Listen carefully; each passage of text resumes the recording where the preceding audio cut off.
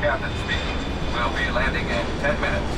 On behalf of the flight crew, thank you for flying with us. Have a pleasant day.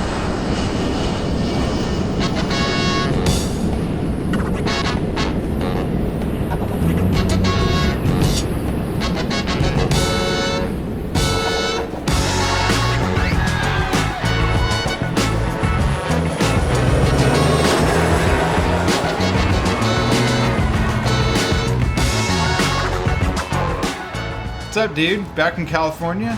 Oh yeah. We got a half pound of dank for you. Nice.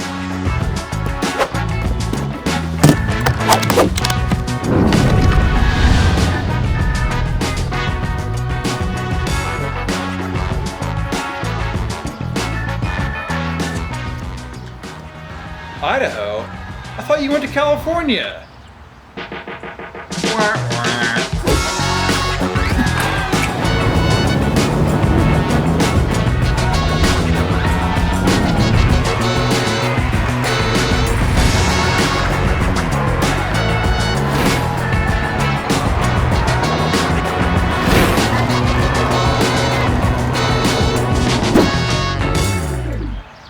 Today we're brewing a sort of West Coast IPA. It's at least more West Coast than our last few. Yeah. For the water chemistry on this one, we're going for sort of a dry profile because this is a West Coast IPA. Heavier on the sulfate, lower on the chloride. We're adding 55 pounds of malt in the world's biggest IPA. Not really, it's just in this bag.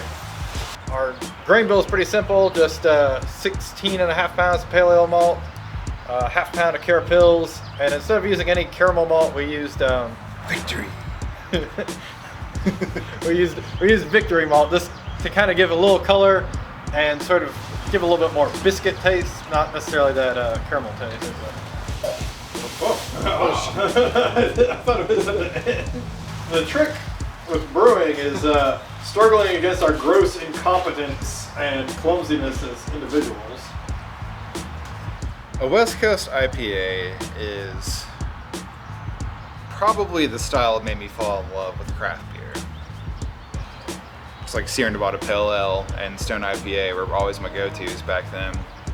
And I think that now it's almost like there's just, you know, plethora of different IPA styles, but it seems like the West Coast style in particular is not very prevalent anymore. So something that kind of calls back to the original, the good old days before kids and bills and responsibilities. Kind of a hyper kid. Got up at 3 with him. Fell asleep on me, got him in his crib. It's taking over.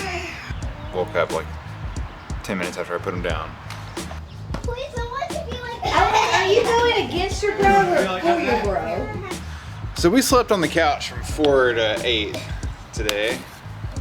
Don't let's have to give a ball. I'm trying.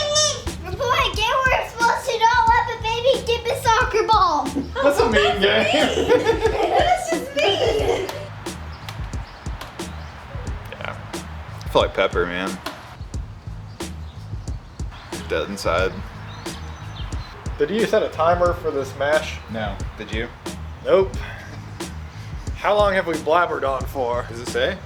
9 minutes and 26 seconds. So just do one for 60 minutes. Siri, please set a reminder for 60 minutes.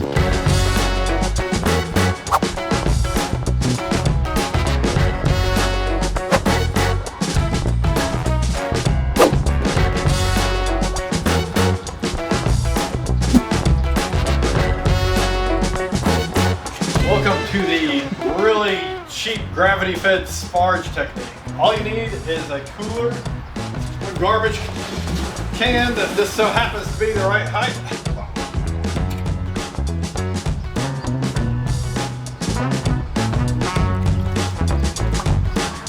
Look at that ingenuity.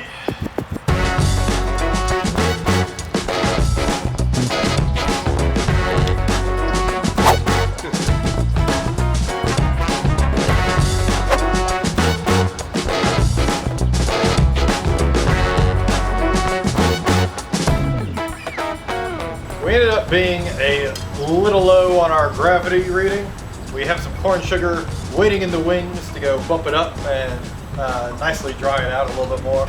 We're just gonna stand over here by the boil kettle, trying to stay warm. Yeah. Why are we not wearing jackets? Because we're cool guys. Yeah, cool guys don't need jackets, they just need hats.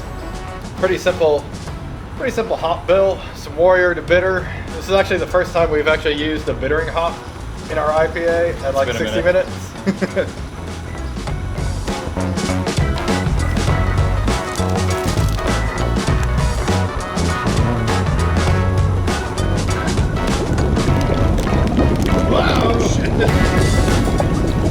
So I promise we brewed before. It's just been, what, over a year probably since we've done a 60-minute hop edition, so yeah. So I didn't expect that, but we got it under control. Regardless of your religious beliefs, political beliefs, or whatever it may be, believe in FermCap. It's the real deal. So the Idaho 7, I was looking on a Brewlosophy Hop Chronicles, and they said that it's very tropical and citrusy in the aroma department, but very kind of resinous and piney in the flavor department. There we go. So I think that'll be just perfect.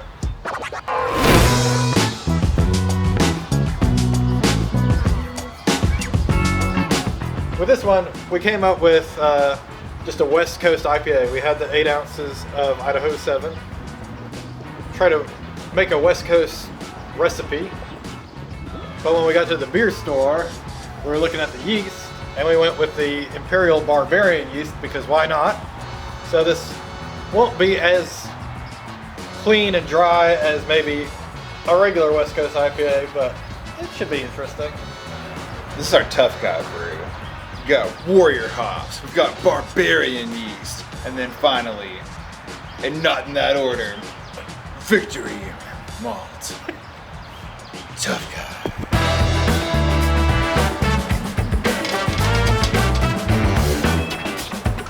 Sanitizing the wort chiller. 1 pound of corn sugar.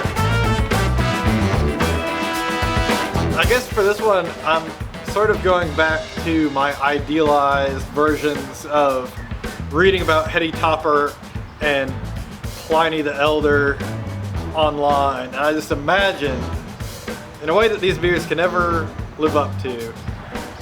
1 Whirlfloc Tab.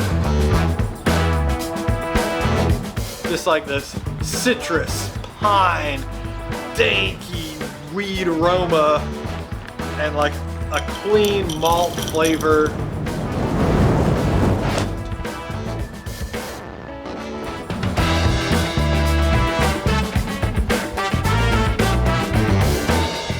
I read about Idaho 7. It's supposed to be really good in the Whirlpool. So we've got a bunch going in the Whirlpool.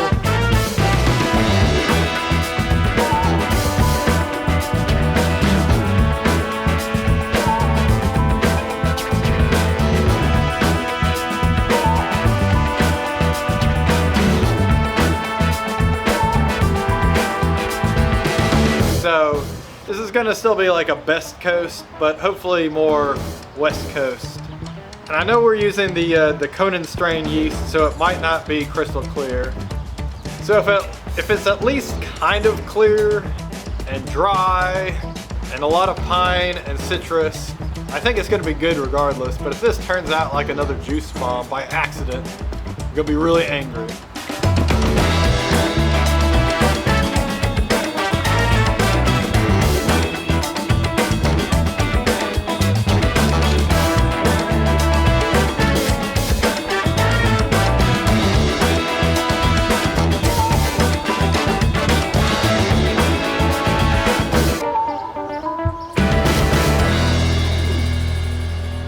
A fairly easy brew day. Very efficient.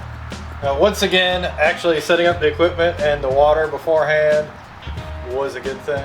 We're on to something. Yeah, everything went well. We didn't run out of propane. We didn't boil over. We almost did. We came very close to boiling over. It was a little hop disaster. Good thing that didn't get caught on camera. Good thing I wasn't filming and not helping at all. I was like, oh, let me stop. I did turn down the gas. I actually did some help this time. That was our only close to disaster so far on the brew day. Yeah.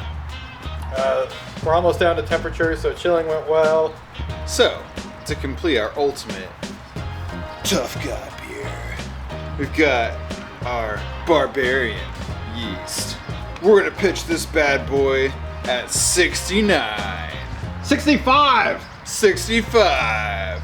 But then we're gonna rock it on up to 69. 70! 70. We've got a bunch of complementary hops in the dry hop, using some cryo hops that sort of will have some of those pine characteristics, but also different kind of fruit and citrus flavors that should blend well with this. So I'm looking forward to it. Stay tuned.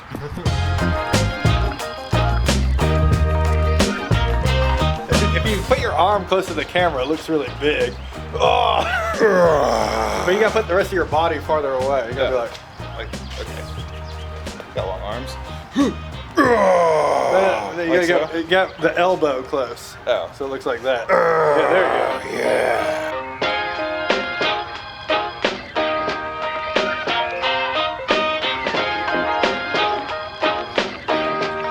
Why don't you tell everybody what you think the ultimate IPA would be? Well, I actually brewed one in real life. The ultimate IPA? Mhm. So I know you typically, put bodily fluids in there, but It tastes good. It tastes good. It was really good, but it gave me a stomach ache really? because it put something that you shouldn't in it. Oh Lord, what'd you put in there? A stick. Yeah, I bet that would give somebody a stomach ache. Like and subscribe. Just tell